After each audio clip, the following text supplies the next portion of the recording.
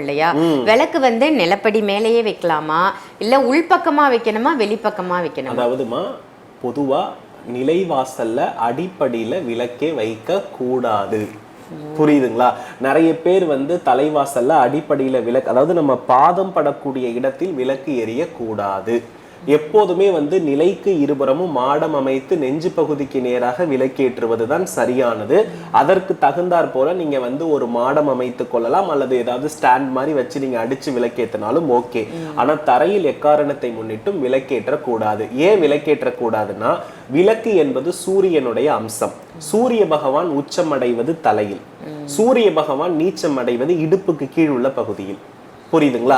இப்போ நாம வந்து வெறுமன தரையில விளக்கேற்றி வைக்கிறோம்னா அது வீட்டுல வந்து சூரியன் வந்து நீச்சமாகிற பலனை கொடுத்து விடும். ஆகையினால அது நன்மை இல்லை. எப்ப ஏத்தலாம்னா கார்த்திகை மாத காலகட்டம், தீப ஒளி திருநாள், இந்த மாதிரியான காலகட்டங்கள்ல